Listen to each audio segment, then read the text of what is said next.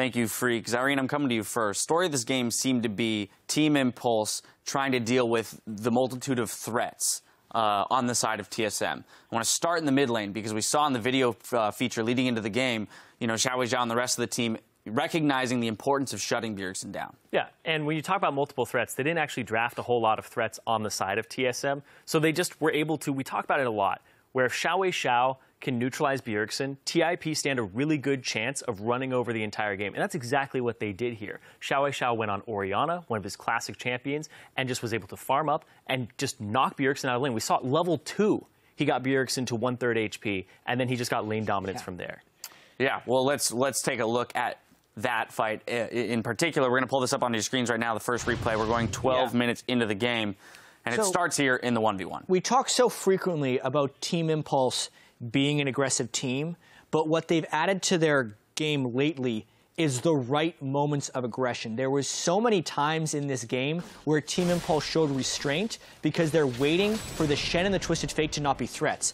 With the TF being low and no flash, and a Shen ult down, this is the time where Team Impulse can be aggressive. And as far as a cooldown discipline perspective goes, TSM doesn't have any right there. They should not be executing a turret dive like that when their two supporters, Shen and Twisted Fate, cannot provide real aid to the battle. So Turtle obviously overextends himself, and this is the first time Team Impulse gets really aggressive in the game, but it's all because Xiao Weizhao forced those cooldowns out of TSM in the mid lane, and immediately Team Impulse could jump right back into TSM. That was a disaster that could have been avoided for TSM. Once the Shen ult is burned in the mid lane, call off the dive, because even if that wild turtle flash nets a kill onto the Kog'Maw, they're still probably losing the ensuing fight because the support cannot arrive from the mid lane. Yeah, and TIP, the last 3 games that they've played have involved global compositions. They ran one themselves, then they played against Teammate who ran one, and they just played against TSM.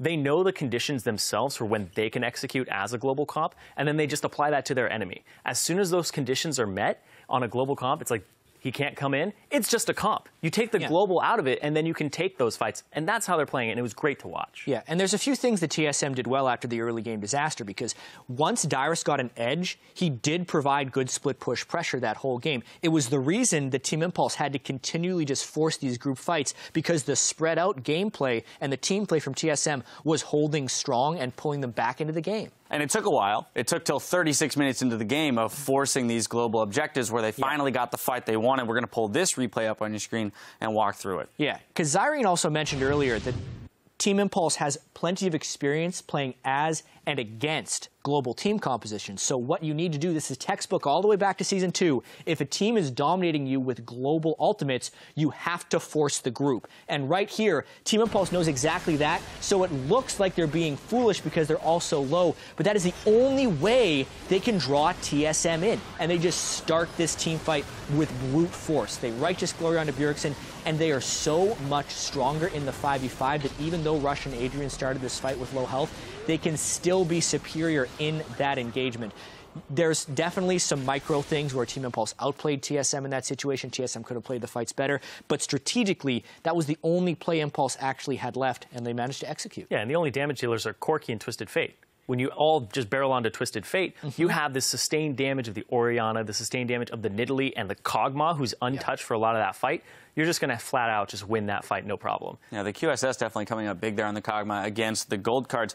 The one other thing I want to look at, and we saw the interview there with Impact, is the fact that he was all 4 of the team's deaths. Yeah. But it was not all 4 deaths for nothing. Yeah, he died twice and got 3 turrets for it, which was absolutely incredible because it gave them this gigantic gold lead that they were able to balloon, and then they were able to force those objectives and force TSM to come to them. Yeah, it was sorry about that. Pretty good game about just point counterpoint there, because even though Team Impulse got turrets when Impact was dying, those deaths themselves actually allowed Dyrus to get split push supremacy and almost brought TSM back into the game. So there was some good balance in that one, and ultimately it was just the team fighting down the stretch that won it for Impulse. And before we go, TSM have lost the last 4 games they have played now. This is, by TSM standards, a wretched losing streak.